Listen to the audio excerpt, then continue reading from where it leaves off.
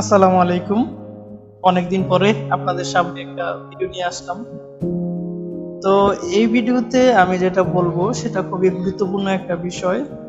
কারণ যারা এখন পর্যন্ত ঘর নিয়ে কাউকে বুঝাতে গিয়েছেন, মানে ঘরের বিরুদ্ধে বা ঘর যে সঠিক নয় এটা নিয়ে যারা এখন পর্যন্ত বুঝাতে গিয়েছেন, তারা অবশ্যই এই প্রশ্নের সম্মুখীন হয়েছেন, এটা 100%।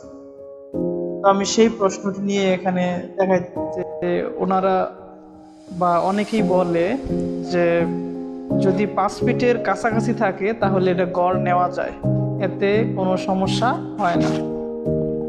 তো দেখেন, এই যে এখানে আমি 150 ফিট, অপোজিটে 153 ফিট নিলাম।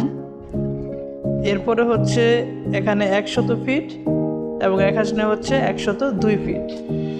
তো আমি এটা ধরে নিলাম যেটা আমি গড় দিয়ে করি বা যেটাই হোক, আমি একটা এখানে বি কোণকে আমি 90 ডিগ্রি ধরে নিয়েছি। এজন্য এটার মান আসতেছে আপনার 35% 12 পয়েন্ট। 35% 12 পয়েন্ট এখানে এর আয়তন বা এর ক্ষেত্রফল আসছে।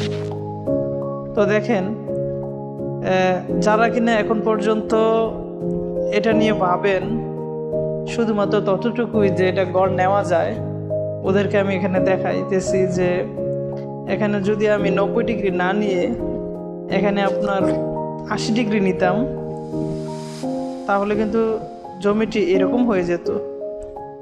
আশা করি সামনে দেখতেছেন যে বাহু কিন্তু এখানে ঠিকই আছে, 150, 153, 100 এবং 102, মানে বাহু আমি ঠিকই রাখলাম।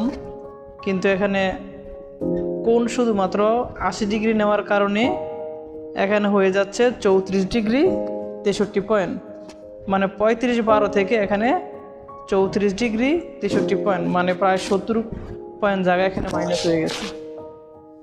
তো এরপরেও যদি আমি আবার দেখাই যে এখানে যদি এরকম হতো যে এখানে 60 ডিগ্রি নিতাম, তাহলে জমিটা আসলে এরকম হয়ে যায়। তার ক্ষেত্রফল হয়ে যাইতেছে যে 30% 58 পয়েন্ট, অর্থাৎ প্রায় 5% কম। তাহলে একবার ভাবুন যে এই প্রশ্নটা ওরা কিভাবে করে, বা হয়তো বা ওনারাও কারো না কারো কাছ থেকে শুনেছে বা কোনো প্রতিষ্ঠান থেকে দেখেছে যে পাশাপাশি হলে নেওয়া যায়, কোনো সমস্যা হয় না। কিন্তু আসলে তারা এরকম কোনো ইয়ের সাহায্যে আসলে পরীক্ষাই করে নাই যে আসলে এখানে অনেক কিছু রদবদল হয়। তো আপনারা আশা করি বুঝতে পারছেন যে আসলে গড় কত বড় ভুল পদ্ধতি। যেটা গড় নেওয়া যায় সেটা আপনার আয়তক্ষেত্রের সূত্র দিয়েই করা যায়, অর্থাৎ যেটা আয়তক্ষেত্রের সূত্র সেটাই গড়। এটা আশা করি বুঝতে পারছেন।